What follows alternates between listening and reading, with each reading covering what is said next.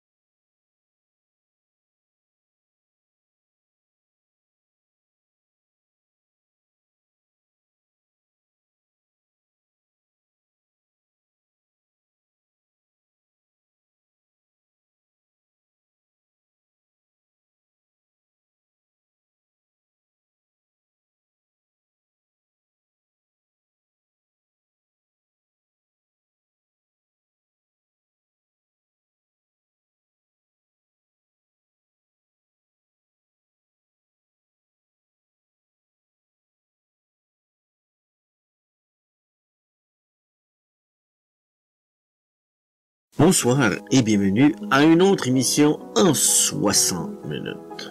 Cette semaine, nous avons reçu l'invitation de Monsieur Lino Zambito de venir le rencontrer à sa conférence de presse qu'il a tenue dimanche, le 11 février 2018. Et, bien sûr, comme à son habitude, et son grand cœur, je pourrais dire, il a accepté de faire une petite entrevue avec nous après la conférence de presse.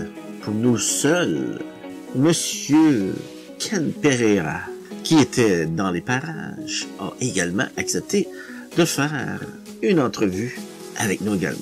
Les entrevues ont été conduites par François Saint-Louis, qui a été l'envoyé spécial à la place de Céline, et ça va comme suit. Bonne écoute à tous avec Lino Zambito et Ken Pereira.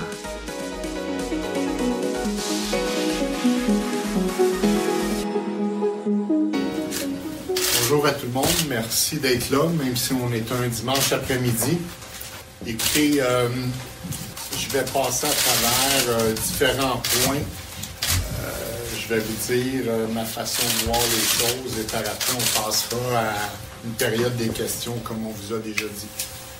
Il y a une petite mise au point que j'aimerais faire en commençant sur mon passé. Souvent, on tente de minimiser ma crédibilité vu le fait que j'ai été condamné dans le projet Fiche à Beaubriand. Le projet Fiche à Beaubriand, j'ai décidé de plaider coupable en mai 2015.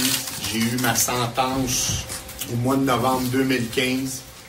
J'ai eu 2 ans moins un jour que j'ai terminé le 9 novembre 2017. J'assume mes gestes, j'assume mon passé.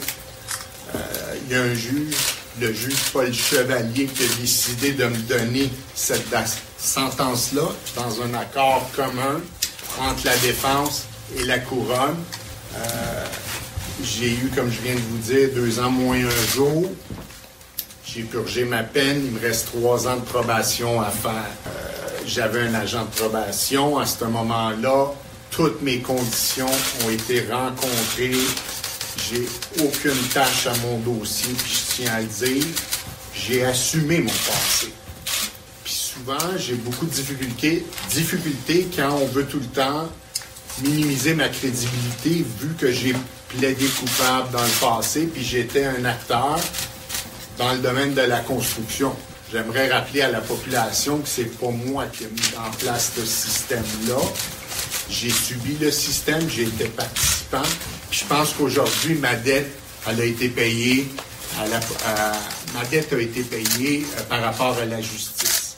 Puis j'aimerais ça vous faire remarquer que malgré ma collaboration à la commission Charbonneau, avec les enquêtes policières et tout ce que j'essaye de faire avancer, j'ai eu comme entrepreneur, malgré ma collaboration, une des sentences les plus sévères qui s'est donnée à date dans toute l'histoire de collusion et corruption.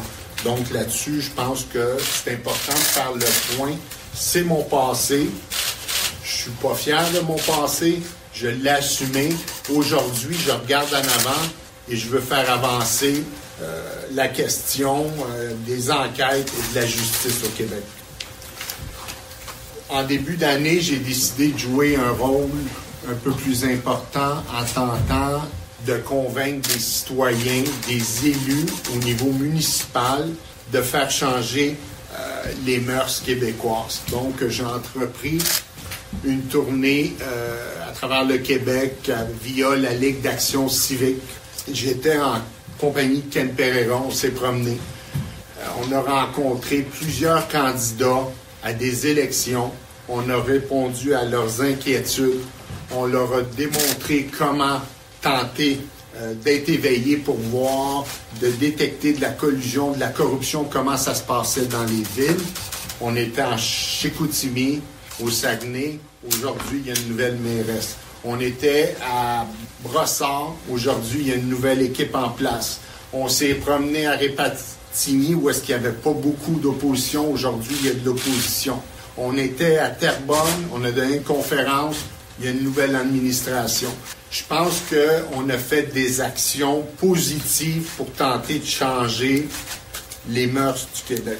Donc, il faut avoir subi mon procès, ma peine et tout ça, dans ma tête à moi et ma perception à moi, je suis devenu un lanceur d'alerte. Mon passé, il est là, il est réglé, je regarde vers le futur. Puis qu'est-ce qui est important aussi que je veux que les gens comprennent? Écoutez, j'ai une série de 4 ici. Puis ma crédibilité, je pense qu'elle a été mise au bénéfice des enquêtes. Quand le syndic du barreau vous appelle pour vous rencontrer, pour voir de quelle façon je peux les aider, ça donne quand même un indice sur ma crédibilité. Quand l'Ordre des ingénieurs me contacte via des avocats, via mon avocat, pour voir comment je peux collaborer, il y a des indices aussi. J'ai été rencontré, j'ai collaboré avec le Bureau de la concurrence du Québec, du Canada, excusez-moi. J'ai collaboré avec BIG, le bureau de Maître Galland. J'ai collaboré avec le vérificateur, le contrôleur de la Ville de Montréal. Les différentes enquêtes, que ce soit de l'UPAC, de la SQ, de l'EPIM, et j'en passe. J'ai collaboré aussi au rapport, le premier rapport du Duchesneau. Jacques Duchesneau m'a consulté. Encore dernièrement, il y a quelques mois, M. Duchesneau m'a appelé, puis il a fait des vérifications avec moi. Il a mis sur place son nouveau bureau d'intégrité à Saint-Jérôme. M. Duchesneau me contacte pour me demander, j'ai tel entrepreneur qui est le plus bas soumissionnaire. Est-ce que tu le connais? C'est-tu quelqu'un d'intègre? M. Duchesneau m'appelle, on est en train d'engager tel urbanisme. Est-ce que tu connais? Est-ce que c'est du monde d'intègre? Fait qu'à un moment donné, je pense que mon intégrité, malgré mon passé, les gens la respectent. Puis ceux qui sont dans le milieu des enquêtes et qui enquêtent, il se fie à qu'est-ce que je peux avancer, mon expérience que j'ai eue. Le système, il n'y a pas mieux que ceux qui étaient à l'interne pour le connaître. Il y a beaucoup de citoyens aussi du Québec qui m'appellent, qui sont dépourvus. Terrebonne, Saint-Jérôme, Repentigny, la Rive-Sud, en Abitibi, à Rimouski, un peu partout, au Saguenay. Les gens sont dépourvus de moyens. Ils ont contacté l'UPAC, ils ont rencontré des enquêteurs, on leur a dit que les dossiers avanceraient, puis à un moment donné, ils n'ont plus de réponse de l'UPAC. Puis ça, écoutez, je vais être sincère avec vous, l'UPAC, dans les affidavits, ils ont affirmé que depuis 2 ans, on fouille dans mes comptes téléphoniques. Donc, l'information est là. Ils ont juste à aller vérifier que les citoyens normaux demandent notre aide pour les aider. À partir de là, l'information est dans mes comptes cellulaires. Ma relation avec les médias, oui, je parle beaucoup aux médias. Il y a des commentateurs, des journalistes qui me demandent ma vision sur certains procès, sur certaines enquêtes, vers quelle direction que ça s'en va, de commenter. J'ai été à la radio. Je me suis jamais caché. J'ai jamais refusé une entrevue, malgré qu'après mon passage à la commission Charbonneau, j'avais intérêt à rester tranquille, parce que j'ai un procès qui s'en venait dans mon dossier fiche. J'ai jamais refusé une entrevue. Je suis devant vous aujourd'hui. Puis, comme vous pouvez voir, j'ai pas d'avocat qui m'accompagne et qui me dit « va pas là, va pas ci ». Je vais répondre à vos questions par après. Donc, je pense que le rôle de lanceur d'alerte est très important. Je pense qu'il faut respecter ce rôle-là que certains citoyens ou individus ont. Je vois mon ami Ken Pereira qui est dans la salle, c'est un autre lanceur d'alerte. Puis je pense que les autorités d'enquête, l'UPAC et tout ça, doivent respecter et écouter ces gens-là, aller vérifier qu'est-ce qu'on leur dit et non tenter de nous détruire. Je veux qu'une chose soit claire. Je suis une personne qui respecte profondément les institutions en place. Mes critiques aujourd'hui visent la haute direction de l'UPAC et non l'institution de l'UPAC. C'est bien important. L'UPAC, les enquêteurs qui sont sur le terrain, je peux vous dire qu'ils font un travail colossal, formidable. Ma relation est numéro 1 avec eux et jamais je vais dénigrer leur travail. Mais avec la haute direction, je pense qu'on a un problème au Québec. Puis les résultats, on les voit. Je pense que c'est inquiétant, on peut le réaliser. L'UPAC accumule les délais qui possiblement vont faire dérailler certains procès. L'UPAC accumule les fuites qui vont faire dérailler probablement certains procès. L'UPAC met beaucoup d'énergie à enquêter sur ses propres témoins, sur les lanceurs d'alerte qui les aident, qui aident les enquêteurs sur le terrain à mener ces enquêtes, plutôt que d'enquêter sur les dénonciations que les citoyens leur font. C'est pas normal que le citoyen du Québec, beaucoup d'entre eux, puis je vous le dis, dans mes relevés, ils ont mes relevés en main, que beaucoup de citoyens du Québec s'adressent à Lino Zambito pour faire avancer des enquêtes au Québec. C'est pas normal. J'ai pas d'escouade d'enquête, j'ai pas de moyens d'enquête. Moi, qu'est-ce que je dis aux gens? Écoutez, continuez à mettre de la pression sur l'UPAC. Gênez-vous pas à parler à des journalistes d'enquête, aux médias locaux. Écoutez, posez des questions à vos conseils de ville. À un moment donné, à force de mettre de la pression, ça va aboutir.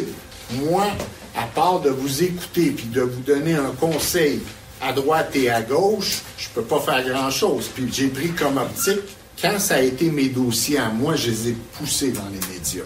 Quand c'est pas mon dossier à moi, que c'est pas mon vécu, j'embarque pas dans le jeu d'aller défendre un dossier où j'ai pas de moyen d'enquêter si les faits sont véridiques à 100%. Je trouve ça déplorable. Je suis témoin important dans 4 dossiers de l'UPAC, dont 2 sont possiblement devant les tribunaux. 2 autres sont probablement au directeur des poursuites criminelles pour autorisation. Je peux pas croire que l'UPAC s'attaque à ma crédibilité. C'est moi qui vais être témoin pour eux. Le but derrière ça, c'est quoi? En s'attaquant à un témoin dans leur dossier, on va faire déraper les procès. On va les faire dérailler. On donne des munitions à la défense pour miner ma crédibilité. Je veux que ça soit très clair pour tout le monde, la population du Québec. Lino Zambito n'est pas le suspect que l'UPAC recherche dans la fuite des documents dans les médias. J'ai rien à voir là-dedans. J'ai des enquêteurs qui me donnent l'information, on discute. Je discute avec des médias En aucun moment, j'ai eu un document de mâchuré dans mes mains. Il faut que ça soit clair, puis il faut arrêter de, comme je vous dis, de minimiser la crédibilité des gens qui aident les enquêtes. Moi, mon souhait, c'est qu'un dossier comme mâchuré soit amené devant les tribunaux, excusez-moi, et qu'il aille procès. J'ai aucun intérêt à ce que ce dossier-là échoue. Je pense que dans le passé, ma position a été claire. Je ne me contenterai pas qu'on accuse des petits joueurs et on laisse ceux qui mettent l'organisation en place se sauver et pas être amenés devant les tribunaux. J'ai vu, via les médias, j'ai eu connaissance des affidavits, puis je veux que ça soit clair. Richard Despatie, je le connais pas. Je l'ai jamais rencontré. Puis si aujourd'hui, il serait assis dans la salle ici, je sais même pas c'est qui Richard Despatie. Je l'ai entrevu la semaine passée via les médias, quand il est allé dans les requêtes du procès Normando. Je connais pas Richard Despatie. Stéphane Bonhomme, je le connais pas non plus. Puis encore là, l'UPAC a mes relevés téléphoniques qui aillent voir si jamais il y a eu une communication quelconque entre nous. Je peux vous garantir aujourd'hui qu'ils n'en trouveront pas. Puis je vais aller un peu plus loin que ça. Je mets au défi la haute direction de l'UPAC de trouver une preuve réelle et non une preuve plantée ou organisée qui me lie à la fuite des documents dans Mâchuré. S'ils ont le moindre preuve réelle, qui viennent me menotter chez nous et qui m'amènent devant la justice. Mais je peux vous garantir que si la preuve réelle qui existe, il n'y en a pas. Donc, à un moment donné, il faut qu'il arrête puis qu'il s'enquête dans les enquêtes de corruption et de collusion. À partir de ce moment, chose que j'ai faite déjà depuis quelques mois, je vous confirme que je suspends ma collaboration avec l'UPAC. Ils n'auront plus ma collaboration jusqu'à temps qu'il y ait des changements qui soient faits à la haute direction de l'UPAC. Cependant, comme je viens de vous dire, je suis témoin important dans certains dossiers. Je vais continuer à donner ma pleine et entière collaboration au directeur des poursuites criminelles et pénales. Je vais collaborer avec les procureurs pour que les procès qui doivent se tenir, ça soit un juge qui décide si les gens sont coupables ou un juré et non les fuites provenant de l'UPAC. L'UPAC, c'est facile d'accuser des gens qui veulent que la corruption et la collusion soient minimisées. On s'attaque à du monde qui veulent que le ménage soit fait. Mais moi, je vais vous soulever un ou deux points. Moi, je suis convaincu que les fuites viennent possiblement de la haute direction de l'UPAC. Souvent, quand il y a des arrestations, et comprenez-moi bien, je respecte le travail des journalistes et des médias, mais souvent, on s'en va arrêter quelqu'un à 6 heures le matin et les journalistes sont déjà stationnés dans l'entrée de la personne qu'on va arrêter. Donc, la fuite ne vient pas de cet individu-là, il ne sait pas. Elle peut venir d'une source de l'UPAC. On va prendre un cas récent. Au mois d'octobre, on a arrêté M. Ouellet, Guy Ouellet, le député. Avant qu'on aille les mandats pour aller perquisitionner son appartement à Québec, les médias étaient déjà devant sa maison. Ouellet, il était en interrogatoire. C'est pas lui qui a appelé les médias. Il y a juste certaines personnes qui étaient au courant qu'on s'en allait perquisitionner, et c'est l'UPAC. Dans toute la question des affidavits, il y a une question qui me fatigue énormément. Parce que, comme je vous dis, j'ai subi mon procès, puis quand on avait besoin des mandats de perquisition, des mandats d'arrestation et tout ça, c'était fait à Saint-Jérôme, parce que j'habite la Couronne-Nord. Dans ce dossier-là, des fuites médiatiques, on a demandé les mandats, puis je soulève la question, je trouve ça assez bizarre au palais de justice de Granby. Pourquoi on s'est adressé au palais de justice de Granby? Si je suis suspect, comme on dit, j'habite la Couronne-Nord. Ouellette habite Montréal et Québec. Les deux autres policiers, à qu'est-ce que j'ai vu dans les médias, habitent Brossard-Boucherville. Pourquoi on est allé s'adresser à la cour à Granby? J'aimerais ça qu'un jour, la haute direction de l'UPAC réponde à cette question-là aussi. Quand je regarde un peu, j'entends parler des affidavits, je me pose de sérieuses questions. Qu'est-ce qui est important aussi? La lumière, il faut qu'elle soit faite sur.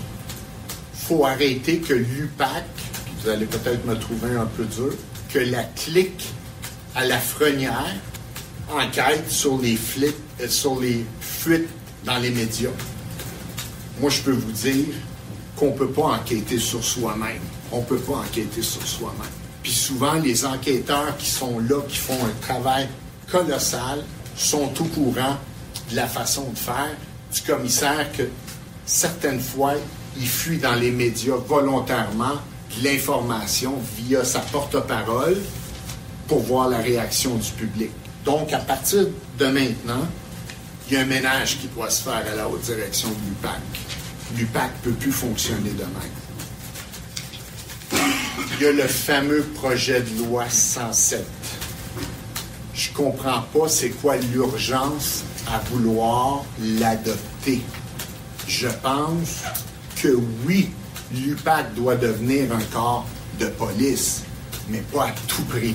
Le minimum pour réinstaurer la confiance des citoyens envers cet organisme-là, on doit nommer le commissaire aux 2/3 du vote de l'Assemblée nationale et non avoir un commissaire qui est nommé par le gouvernement. Je demande à l'opposition de continuer à se tenir debout et tout faire pour pas que ce projet de loi-là soit adopté mardi, même si les libéraux ont la majorité. Ce projet-là, dans les conditions actuelles, où est-ce que l'UPAC, la haute direction de l'UPAC, veut minimiser la crédibilité de ses témoins, on ne peut pas laisser ce projet de loi-là aller. Il n'y a pas d'urgence. L'urgence aujourd'hui, c'est de faire le ménage à la haute direction de l'UPAC. Puis, je veux juste vous faire un petit parallèle, puis vous allez comprendre. Dans le système de la santé, quand il y a un problème, le ministre Barrette, là, il se déplace, il va dans les hôpitaux. Il va voir sur le terrain qu'est-ce qui se passe. Vous allez me dire, l'UPAC, c'est différent. Le ministre n'a pas à parler aux enquêteurs sur le terrain. Puis je respecte ça, la séparation des pouvoirs. Mais on a un problème, on le voit à travers vos reportages, que les enquêteurs quittent l'UPAC. L'atmosphère n'est pas bonne, les enquêtes aboutissent pas, on a des fuites. Donc, à partir de là, je demande au ministre Coiteux d'agir. Je trouve qu'il a agi et il a pris ses responsabilités vis-à-vis de la police de Montréal. Il faut sortir l'enquête des médias, des fuites des médias. Il faut l'enlever des mains de la haute direction de l'UPAC, des gens que j'appelle la clique à Lafrenière. Écoutez-moi, quand le commissaire de l'UPAC se présente devant les médias à 3 reprises dans le dernier mois, puis ment à la face même des Québécois, il dit une chose une journée, puis le lendemain, ses affidavits disent autre chose. Puis ça s'est reproduit 3 fois. Boulanger et Lafrenière sont passés devant les médias. Ils ont dit que, vu les circonstances, on a arrêté. On voit très bien que via les affidavits, le plan de match était là bien avant. Donc, la confiance n'est plus... On n'a plus confiance, les gens qui collaborent et les gens qui sont sur le terrain avec M. Lafrenière et sa clique. Puis c'est pas normal que c'est la conjointe de Boulanger, sans vouloir l'offusquer de son titre, sergent détective, je ne le sais pas, mais Mme Grenier est quelqu'un d'important dans ces enquêtes-là. Moi, en mai 2016, j'ai été rencontré par 2 enquêteurs, Como et Éric Roy, qui m'ont dit qu'ils étaient mandatés par le directeur de la SQ. On faisait une enquête interne pour voir d'où venaient les fuites. Ils m'ont rencontré à titre d'information. J'ai pas fait de déclaration Et la semaine passée, leurs notes ont été déposées dans le dossier de Mme Normando. Ma théorie de cause, à ce moment-là, ils ont été très d'accord avec moi parce qu'on s'est rejoints. Les fuites viennent de la haute direction de l'UPAC et j'ai affirmé à ces deux enquêteurs-là que s'ils voulaient voir l'origine, ils devaient mettre sous écoute Lafrenière. Je vais loin, mais si on veut régler le problème, il fallait mettre sous écoute Lafrenière et Jean-Louis Dufresne du bureau du premier ministre Couillard. On m'a dit, on va amener cette enquête-là à terme. Décembre, je recroise le sergent détective Roy avec un sourire et dit l'enquête a été mise sur des tablettes. Quand on touche la haute direction de l'UPAC, ça fait pas l'affaire de certaines personnes.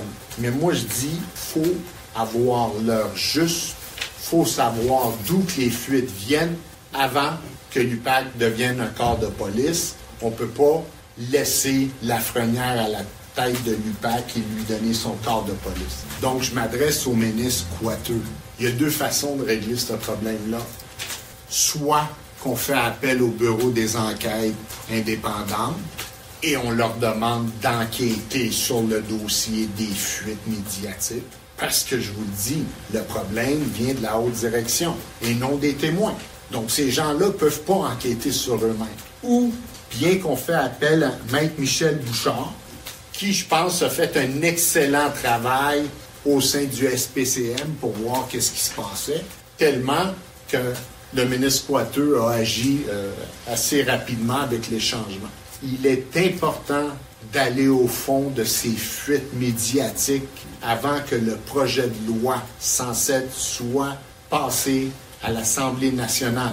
Puis je vous le dis, l'opposition doit se tenir sous aucun compromis possible. On parle d'un comité de 3 qui vont vérifier. Ils vont vérifier quoi?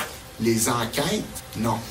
Ces gens-là vérifieront pas les enquêtes. Ça prend un homme peu et honnête à la tête de l'UPAC pour réinstaurer la confiance des citoyens. Si le ministre tient vraiment à le passer, le projet de loi 105, qui s'entende avec l'opposition, avec le vote aux 2/3 d'un nouveau commissaire de l'UPAC. Je pense que, en gros, j'ai fait le tour de qu'est-ce que je voulais vous dire.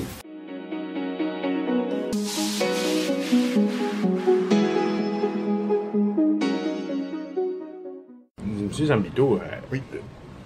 Tout d'abord, j'aimerais vous faire un commentaire personnel. Le premier, c'est que ça prend une dose de courage pour faire ce que vous avez fait aujourd'hui et de toute l'aventure que depuis 2-3 ans, là... Depuis 2009 déjà que ça a Oui, mais disons que depuis la commission Charbonneau, ça prend une certaine dose de courage. Vous, Ken Pereira, oui, absolument. c'est pas tout le monde, c'est pas tous les citoyens québécois qui sont prêts à embarquer dans une aventure comme ça. Affronter le pouvoir établi, en fait. C'est un peu ça. Vous dites lanceur d'alerte, mais c'est le pouvoir établi. Oui. Là, vous dites aujourd'hui que vous cessez votre collaboration avec l'UPAC. Je suspends. Vous suspendez. Jusqu'à temps qu'il y a des changements qui se font à la haute direction de l'UPAC. J'ai plus confiance en eux, donc... Tu sais, je collabore depuis plusieurs années avec eux. Les enquêteurs font un excellent, remarquable travail. Là, il y a des fuites des médias. Je suis suspect quand moi je fais avancer leur dossier. Ouais, puis vous dites que... Le lien de confiance n'est plus là. Oui, puis vous dites que la moitié, ben en tout cas pas vous précisément, mais il est sorti dans les médias cette semaine que la moitié des enquêteurs de l'UPAC veulent quitter ou menacent de s'en aller. Vous avez même affirmé sur Radio Info-Cité il y a quelques mois en compagnie de Steve Fortin que la même chose, vous avez affirmé que le climat à l'UPAC était malsain, était tout croche. Est-ce que vous pensez que si on ne change pas de direction à l'UPAC, ce climat va continuer et par la fait même, les enquêtes vont complètement planter ou... Mais écoutez, les inspecteurs, les gens de terrain en parlent, que ça marche pas. Le climat, il est pas bon. Fait que, tu sais, à un moment donné, c'est comme une équipe de hockey. On change-tu 26 joueurs ou la tête, l'entraîneur? Puis moi, je vous dis, avec l'expérience que j'ai, les enquêteurs font un excellent travail. Donc, les conclusions viennent à dire... Est-ce que vous pensez que l'enquête mâchurée qui concerne Marc Bibeau, Jean Charest, va aboutir un jour? Moi, je pense qu'avec toutes ces fuites-là, on s'est organisé pour qu'il y ait des fuites, puis l'enquête, ça, là, c'est... On verra pas rien. Moi, j'y crois plus, honnêtement. Parce qu'on se souvient que Jean Charest, lors de son discours au congrès du 150e anniversaire du Parti libéral du Canada, a complètement ironisé, si on peut dire, sur l'UPAC. On rit de moi, on parle de moi. Pour qu'un homme intelligent de même affirme ça, c'est parce qu'il y a l'information que... Il ne sera jamais poursuivi. On ne l'arrêtera jamais. Parce qu'un suspect, normalement, là, quand il y a de quoi se reprocher, il prend son trou, il est low profile et tout ça. Mais est-ce que vous êtes au courant si Mme Trudel a été questionnée, Annie Trudel, depuis l'arrestation de Guy Ouellet? Je pourrais pas vous répondre, honnêtement. Je ne sais pas. Je suis pas au courant. Je pense pas, parce qu'elle m'en aurait parlé, mais on se parle à l'occasion avec Annie, mais elle m'en a pas parlé, fait que je peux pas vous dire oui ou non. Donc, vous pensez que d'ici les prochaines élections, il y aura rien qui va se passer? Mais il n'y a rien qui va se passer. M. Lafrenière l'a dit qu'il voulait pas faire d'arrestation pendant la campagne électorale. Et la campagne électorale est commencée déjà. On peut dire qu'elle a commencé, mais qu'est-ce qui m'encourage? Mais encore là, il fait à sa tête. M. Coiteux, vendredi matin, en entrevue, il a dit que campagne électorale ou pas, quand il y a des dossiers, il faudrait faire des arrestations. Je l'ai encore entendu en m'en venant ici. Aujourd'hui, on a rediffusé ça sur les ondes d'une station radiophonique montréalaise. Mais je pense que Lafrenière fait pas mal à sa tête. Ouais, mais venant du parti du ministre responsable de Robert Lafrenière, parce qu'il est toujours bien Coiteux, qui relève de tout ça. Ouais, mais ça paraît bien que si les dossiers, il faut pas tenir des élections, mais quand le commissaire vous dit qu'il n'y en aura pas, il va trouver une excuse. Le dossier n'est pas prêt, le DPCP ne l'a pas approuvé, il veut un complément d'enquête. Ils vont tout le temps trouver les autres dossiers quand on veut pas des excuses quand on veut pas les amener à terme. Et là, on sait que vous êtes allé comparaître devant disons, à Québec, il y avait des requêtes, la semaine passée. Cesser ou bien faire avorter le procès de Nathalie Normando, Marc-Yvan Côté, tout. Est-ce que vous pensez que ce procès va avorter? Non, mais ce que je vous demande... Écoutez, si on continue avec toute cette question de fuite des médias, ça risque de les faire avorter. On a invoqué les fuites pour faire avorter. Oui, mais je pense que le débat, il va continuer demain matin. Sauf que, moi, qu'est-ce qui m'encourage dans ce dossier-là? Je pense que le juge, vu que c'est devant juge seul, est capable de faire abstraction de certaines fuites et quoi que ce soit. Si ça aurait été devant juge et jury, je pense qu'il y aurait eu plus de chances que le procès avorte. Mais c'est le juge qui a le dernier mot. Mais là, est-ce que ces représentations-là sont terminées à Québec? Non, ça repart demain. Demain, on veut faire témoigner des journalistes, Marie-Maude Denis et Lacroix de Cogeco pour voir... Louis Lacroix pour voir c'était qui Pierre qui l'avait appelé.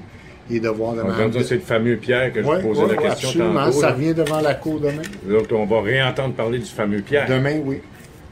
Le juge a pris ça en délibéré. Les avocats, je pense, des médias ont plaidé le fait que c'est des sources qui n'ont pas à les dévoiler, malgré qu'il y a un jugement de la Cour suprême. Le juge a pris ça en délibéré. Il va rendre sa décision demain, à savoir si Marie-Maude Denis va être obligée de témoigner Louis Lacroix. Est-ce que vous pensez, en terminant, M. Zamito, que l'UPAC prend plus de temps à enquêter sur les fuites que d'enquêter sur les enquêtes mâchurées? Je prends un exemple comme mâchurées. Ces temps-ci, oui. On prend plus de temps à savoir qui fait des fuites. Là, on a fait venir Guy Ouellet cette semaine. Moi, je vous dis, cette enquête-là, que l'UPAC tente de mener, nuit aux opérations quotidiennes de l'UPAC. C'est pour ça que j'ai demandé au ministre Coiteux de prendre l'enquête et de l'envoyer à une entité indépendante, Un bureau d'enquête indépendante. ou bien le fameux M. Bouchard qui a ramené les recommandations à Montréal. Et dans ce temps-là, on va enlever ce poids-là à l'UPAC. M. Lafrenière, il est en mission, il veut chercher le bandit. Pas parce qu'il l'a carrément dit. Il a dit, Ben oui, mais moi puis sincèrement, là, je pense qu'il devrait se regarder dans le miroir, puis le bandit, il l'a trouvé. Oh!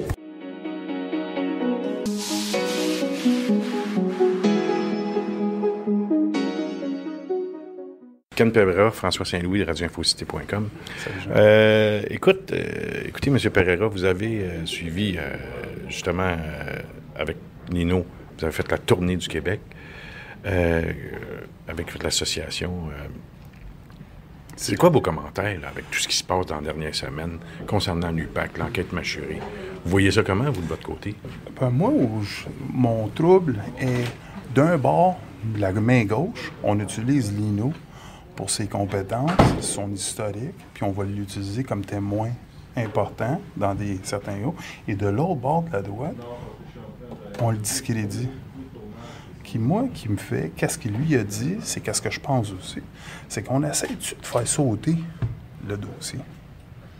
Vous pensez qu'on essaie d'avorter les enquêtes, par le fait même les procès qu'il pourrait y avoir? Écoutez, Lino, lui, qu'est-ce qu'il dit? Il parle pas de complot, parce que quand on parle de complot, on mélange tout.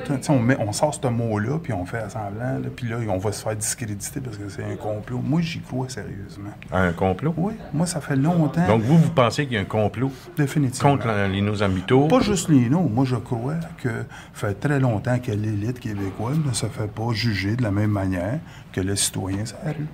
Parce que quand Lino Zambito a affirmé, il y a à peu près 6 mois, peut-être un peu plus long, à l'émission, en fait, de Benoît Dutrisac, il y a eu 2 conférences, deux cocktails, où le Parti libéral du Québec a ramassé 600 000 $, et selon les dires de M. Zambito...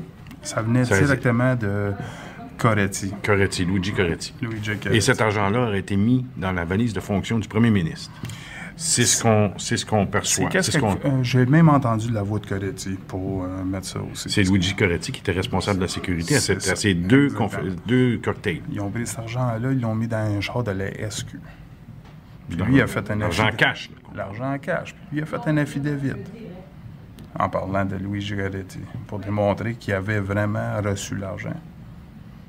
C'est assez grave. Que Jean Charest a participé à ces 2 cocktails. Monsieur Jean Charest ou le policier qui s'occupait de lui, parce que c'est pas directement, c'est pour ça que moi je suis pas là pour vous, j'étais pas là, mais l'histoire est simple, c'est le garde du corps ou le policier attitré à Monsieur Charest a mis l'argent dans l'automobile de fonction. De fonction.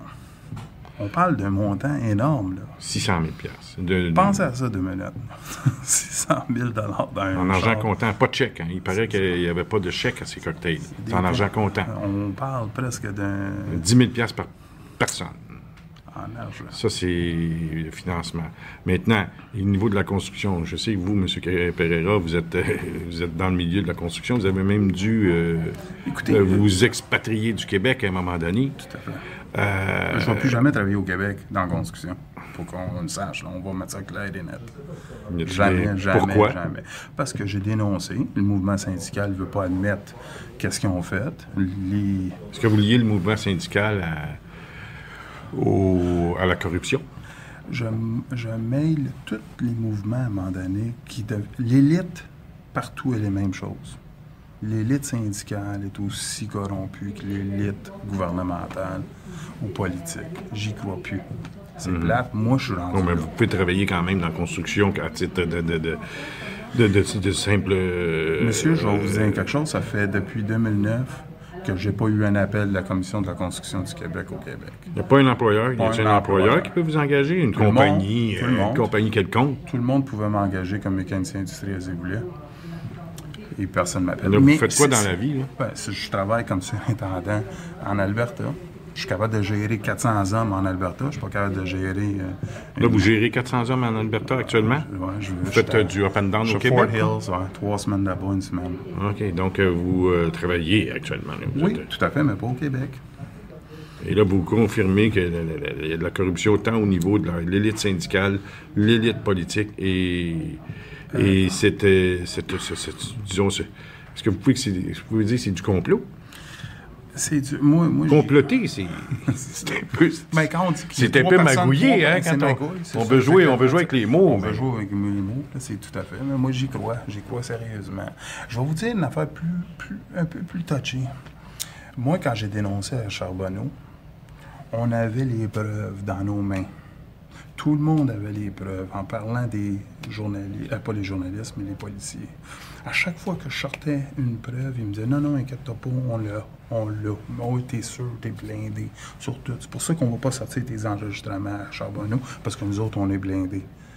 Et j'ai dit « Vous êtes blindés d'où? » Opération Diligence. Opération Diligence n'a jamais sorti. Ça a pris la commission Charbonneau a envoyé des spénas à l'opération Diligence pour avoir accès à des enregistrements puis des vidéos qui démontraient clairement qu'il y avait entre la mafia et le mouvement syndical, il y avait des liens, Jocelyn Dupuis et d'autres. Ça n'aurait jamais sorti. En plus, opération Diligence, on sait qu'ils ont eu des enregistrements et des vidéos avec certains hauts politiciens et le crime organisé et le mouvement syndical. Ça n'a jamais sorti. Mm-hmm. Ça, à un moment donné, c'est là où le complot arrive. Pourquoi qu'on peut sortir certaines affaires? Il n'y avait aucun problème de les sortir. Moi, j'ai trouvé que j'ai été utilisé, pour défaire le mouvement syndical. Qui mieux d'un syndicaliste pour démontrer le problème dans le mouvement syndical? On m'a utilisé comme beau commissaire pour affaiblir le mouvement syndical. Moi, j'ai sorti la vérité du mouvement syndical. C'est pas le mouvement syndical qui est croche. Mm-hmm. C'est certains individus dans le mouvement syndical qui sont croches. Ouais. Avez-vous quelque chose à dire sur le fameux rapport Jacques Duchesneau qui est sous-scellé pendant 100 ans? Parce que même Duchesneau disait il y a quelques mois qu'il a employé des faux noms, des surnoms, des petits noms, style Bibi, Charlie, parce que ces gens-là se disaient que leur vie est en danger. Même, leur vie est en danger. Est-ce que vous avez... Bien, je vais vous dire quelque chose juste pour un parallèle à ça.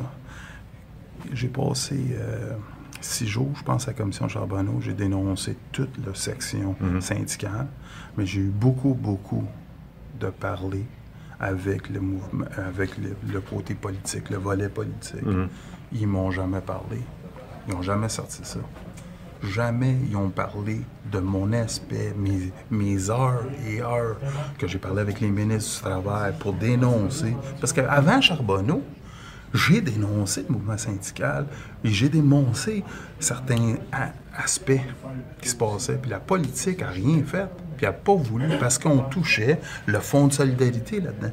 Et le Fonds de solidarité avait une affaire très importante que tout le monde complètement oublie. Ça, ça n'a pas rapport avec Lino ce soir, là, mais c'est qu'on avait un monsieur qui était là, il s'en allait pour être le prochain premier ministre du Québec.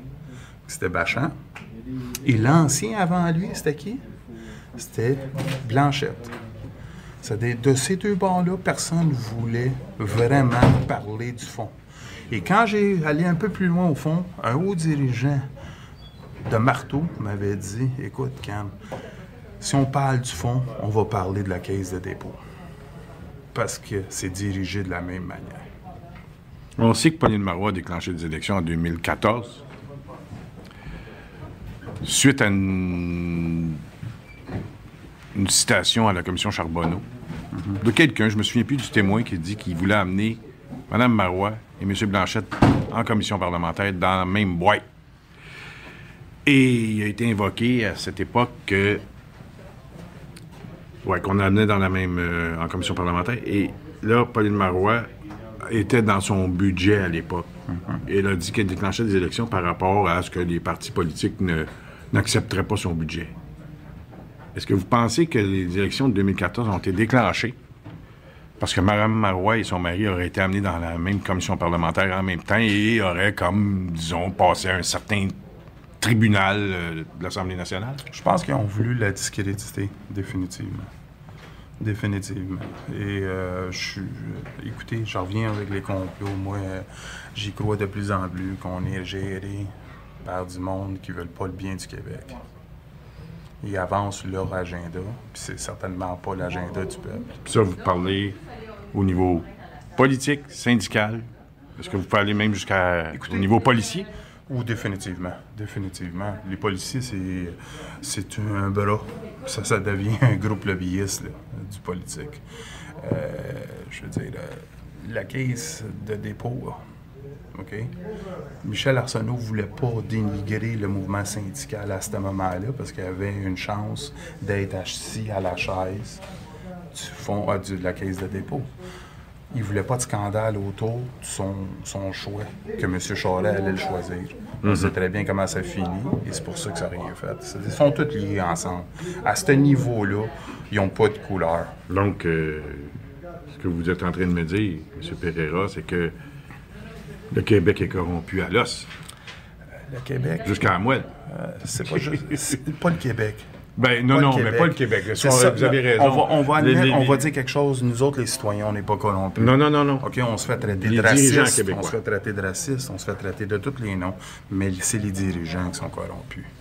Et ça, j'y crois de plus en plus. Parce que si la vérité voulait sortir, ils voulaient la sortir tout de suite. Y a-t-il une manière de sortir la vérité? Ben, c'est ceux qui sont en pouvoir faire exactement ce que j'ai fait. Moi, j'ai dénoncé le mouvement syndical parce que j'avais une position. Le travailleur ne peut pas dénoncer le mouvement syndical parce qu'il va se faire écraser. Moi, j'étais directeur, j'ai eu la chance d'avoir les papiers dans mes mains puis je les ai dénoncés. Si tout le monde était comme moi en politique, je vous garantis, moi ou d'autres, là, tu sais, je ne sais pas juste me mettre moi, mais là, on aurait une province un peu plus propre. Et pensez pas qu'on n'est pas... Au moins, nous autres, on auto-analyse à chaque 4 ans, 8 ans. T'sais. Les provinces comme l'Ontario puis les autres s'analysent pas pantoute. Si on est corrompu, eux autres sont encore beaucoup plus corrompus que nous. Donc, le Québec, il y a au moins un bon côté. Oui. Il y a un bon côté, c'est qu'on se questionne, à tout le moins. On se questionne au moins. Il y a encore du monde qui ont une conscience. Est-ce qu'en Ontario, on aurait pu avoir une conférence de presse comme on a assisté aujourd'hui? Ça se peut, peut-être il y en a, mais pas à notre niveau. Pas à notre niveau. Donc, on a une commission Clich, on a une commission Charbonneau, on a des commissions, on démontre qu'est-ce qu'on a. On met nos cartes assez sur la table. Oui, mais il reste une chose, c'est qu'il y a un certain cover-up qui existe. Mais c'est là où je vous dis qui vient d'en haut, la police. Le cover-up, il est fait par certains individus. Ouais. Pas par ceux qui vont dénoncer. Non, moi, j'ai laissé tout sur la table. J'ai dit tout ce que j'avais à dire. Tout ce que je voulais dire de plus, on m'a pas laissé parler. Ouais. Mais ça c'est pas ma faute. Vous comprenez, à un moment donné, on me pose la question, reste sur le sujet, puis tu continues à le dire. Merci beaucoup, M. Pereira. Toujours un plaisir. Merci beaucoup, monsieur. Si vous avez des commentaires sur l'émission, nous vous invitons à nous écrire studio@radioinfocité.com. Vous pouvez également suivre Céline sur le site de Facebook avec Céline Lebel ou sur Twitter avec également Céline Lebel.